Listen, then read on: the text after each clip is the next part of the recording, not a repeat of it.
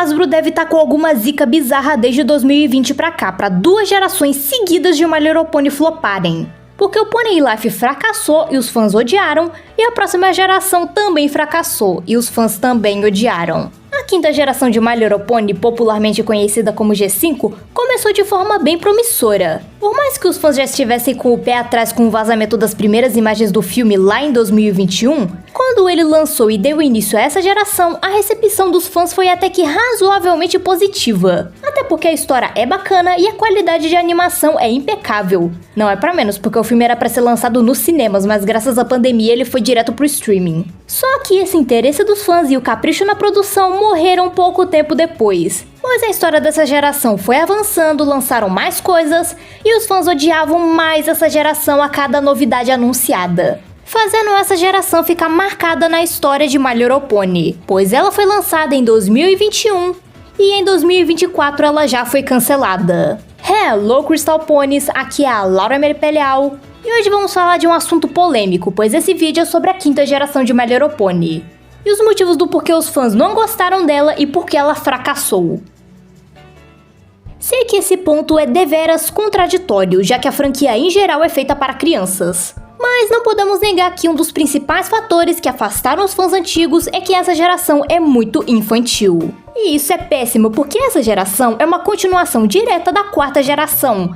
É que a Lauren Faust queria criar um conceito que se distanciasse das outras gerações de My Little Pony. Pois ela quis que a G4 fosse um desenho que as crianças gostassem, mas que os pais, irmãos mais velhos e adultos em geral também curtissem. E funcionou bem até demais, porque a maioria esmagadora dos fãs de My Little Pony são adultos. E a G5 também tentou agradar as crianças e os adultos ao mesmo tempo, mas com um humor muito mais infantil. Ok que o humor da G4 não era lá a coisa mais refinada e inteligente que tem, mas é algo que eu imagino que um adulto vai soltar um arzinho pelo nariz ao ver. Me corrigindo um pouco, a G5 não é infantil, ela é infantilizada.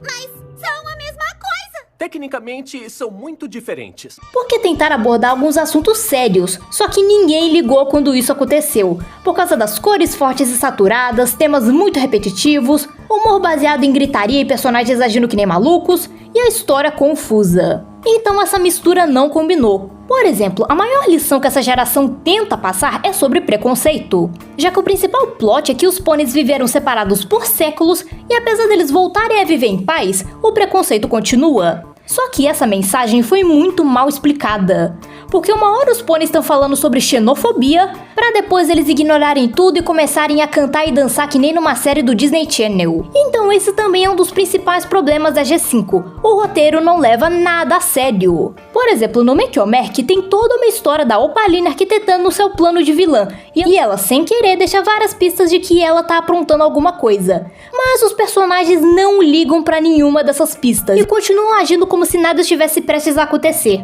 E os próprios roteiristas não parecem levar a história a sério. Tipo, tem personagens que aparecem e somem do nada e coisas que eles tratam como se fosse algo muito importante para a história, mas que nunca mais voltam a serem mencionadas. E lembrando que a G5 tentou fazer que nem a G4, criando uma história que se estende por vários episódios em temporadas. Porém, essa ideia não foi bem executada aqui. E por falar na G4, é claro que precisamos falar do elefante na sala. Essa geração foi claramente feita para ser uma história à parte, até porque Reboot é justamente uma reinicialização, meu Deus que palavra difícil, do universo de alguma obra. Porém, juntaram a história da G5 com a da 4ª geração de última hora para chamar a atenção dos fãs. Graças a isso surgiram inconsistências monstruosas que eu já abordei em outros vídeos aqui do canal. É como se eu escrevesse uma redação sobre o Machado de Assis, mas de última hora eu decido que eu quero escrever uma redação sobre a Elis Regina. E ao invés de eu reescrever a redação que eu fiz, eu simplesmente adiciono o novo tema que eu quero. Óbvio que o resultado não vai ser o mais coerente. E foi isso que aconteceu com a G5. Essa geração foi escrita como um reboot, um universo totalmente diferente da G4, mas decidiram transformar em uma continuação direta. Parando pra pensar, será que a G5 pode ser considerada uma geração à parte? Porque ela é tecnicamente a mesma coisa da G4, só que vários séculos depois. Então ela na verdade é uma G4.5?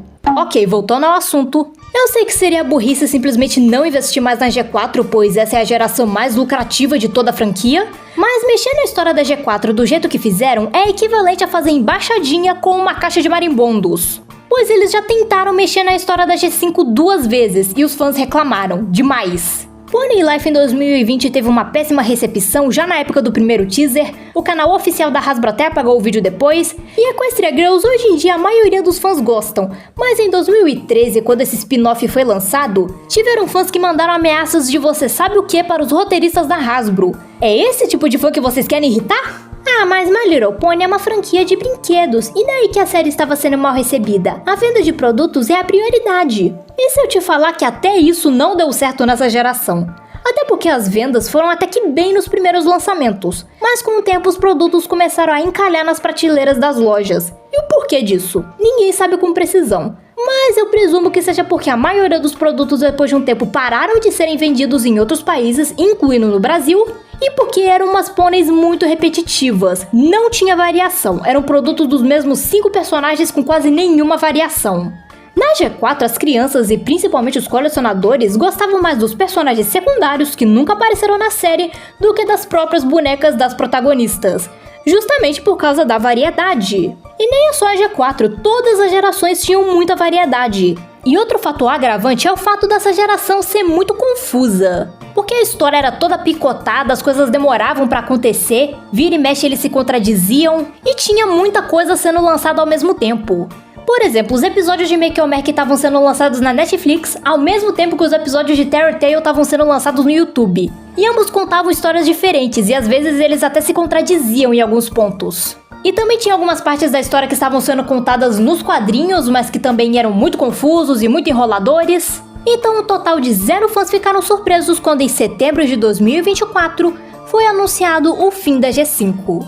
Bom, acabou entre aspas, porque até hoje em países como Vietnã, China e Indonésia, produtos da G5 ainda são lançados. Mas eu acho que isso não é o suficiente para manter uma geração viva. Então essa foi a história do precoce fim da G5 e de todos os motivos que levaram a esse cancelamento e também ao fim do nosso vídeo. Eu espero que vocês tenham gostado. Lembrando que essas coisas que eu falei no vídeo são baseadas na opinião geral dos fãs. Se você discorda ou tem algum outro ponto, não tem problema, pode comentar à vontade que eu leio todos os comentários. E agora vamos da boa e velha mendigagem de likes, pois eu gostaria muito se você deixasse o like, se inscrevesse no canal caso não seja inscrito e ativasse o sininho das notificações para que o YouTube sempre te avise quando eu postar vídeo novo. Por último, mas não menos importante, muito obrigado aos membros do canal, um agradecimento do fundo do meu coração para vocês e tchau, até os próximos vídeos!